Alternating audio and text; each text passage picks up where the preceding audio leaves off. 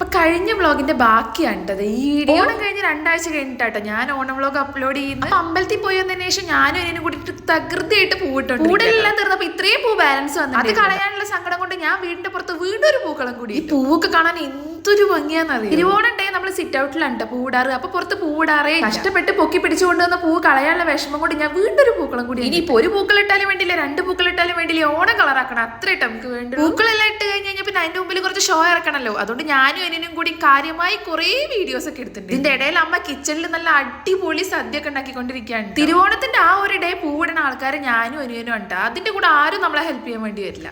ആ പരിപാടിയെല്ലാം കഴിഞ്ഞിട്ട് ഞാൻ വെറുതെ കിച്ചണിൽ പോയിട്ട് പായസത്തിൽ ചെറുതായിട്ട് ഈ ഒരു പരിപാടിയുടെ ഇടയിൽ ഞാൻ മൊത്തത്തിൽ ബ്രേക്ക്ഫാസ്റ്റ് കഴിക്കാൻ മറന്നിട്ടുണ്ടായിരുന്നു കേട്ടോ. അപ്പോൾ ഓടി പോയിട്ട് ബ്രേക്ക്ഫാസ്റ്റ് കഴിക്കാം. ഓണത്തിനൊന്നും വിഷുവിനൊക്കെ നമ്മുടെ നാട്ടിലേക്ക് പഴം പുഴുങ്ങിയതും പപ്പടം ആവട്ടെ രാവിലത്തെ ബ്രേക്ക്ഫാസ്റ്റ്. ഈ ഒരു കോംബോ കിഡിലെ ടേസ്റ്റ്. നിങ്ങളുടെ നാട്ടിലേക്ക് ഈ ഒരു കോംബോ ഒന്നും കഴിക്കില്ലെങ്കിൽ ഒരു വട്ടെങ്കിലും ഒന്ന് ട്രൈ. ലാസ്റ്റ് ഇയർ നമ്മൾ ഓണത്തിന് ഒരുപാട് സദ്യയിലുള്ള എല്ലാ ഐറ്റംസും ഉണ്ടാക്കിയിട്ട് ഫുൾ ബാലൻസ് വന്നിട്ടുണ്ടായിരുന്നു. അതുകൊണ്ട് ഇപ്രാവശ്യം നമ്മൾ കുറച്ച് ഐറ്റംസ് അങ്ങനെ നല്ല അവിയലും ഓലനും ഉപ്പേരിയും പപ്പടും എല്ലാം കൂട്ടി നല്ല അടിപൊളിയായിട്ട് ഓണം സദ്യ കഴിച്ചിട്ടുണ്ട്. തിരുവോണത്തിനൊന്ന് ഉച്ചയ്ക്ക് ഫുഡ് അടി പരിപാടിയെല്ലാം കഴിഞ്ഞിട്ട് ഈവനിങ് അമ്മേന്റെ വീട്ടിൽ പോകുന്ന ചെറിയൊരു ശീലം. അവിടെ പോയിട്ട് മാമയുടെ പിള്ളേർക്കും അമ്മാമ്മയ്ക്കും ഓണക്കോടി കൊടുക്കുന്നത് നമ്മൾ എല്ലാ കൊല്ലവും ചെയ്യുന്നത്. അതുപോലെ തന്നെ ഇന്നത്തെ ദിവസം നമ്മൾ ഫുഡ് അടി പരിപാടിയെല്ലാം കഴിഞ്ഞിട്ട് ഈവനിങ് അമ്മേന്റെ വീട്ടിൽ പോകാനാണ് നമ്മുടെ പ്ലാൻ. എന്റെ ആണെങ്കിൽ ഫേവറേറ്റ് പായസം ഉണ്ട് പാലട പായസം. അതുകൊണ്ട് ഓണത്തിന് നമ്മൾ അടിപൊളി പാലട പായസം ഉണ്ട്. ഉച്ചയ്ക്ക് സദ്യ എല്ലാം കഴിച്ചിട്ട് ചൂടുള്ള പായസം കൂടി കഴിച്ചിട്ടില്ലേ നല്ല പാമ്പേരെ വിഴിഞ്ഞ പോലെ ഉണ്ട്. ഞാൻ കിടന്നിട്ടുണ്ടായിരുന്നു. ഫുഡ് അടിയൊക്കെ കഴിഞ്ഞിട്ട് ഞാനും കസിനും കൂടിയിട്ട് നല്ല കുറെ ഫോട്ടോസ് വീഡിയോസ് ഒക്കെ എടുത്തിട്ട് ഓണത്തിന് മുന്നേ ആണെങ്കിലേ ഓണം വരുവാണല്ലോ എന്നുള്ള എക്സൈറ്റ്മെന്റ് ആയിരുന്നു. ഓണം കഴിഞ്ഞപ്പോഴാണെങ്കിലോ ഇനി ഇതുപോലെ ഒരു ഓണം വരാൻ ഇനി ഒരു 1 ഇയർ കാത്തിരിക്കേണ്ടെന്നുള്ള. എന്റെ 2025 ഓണം ഇവിടെ തീരുകയാണ് കേട്ടോ. പിന്നെ ഈ ഒരു അടിപൊളി ഓണത്തിന് വേണ്ടി കാത്തിരിക്കാം.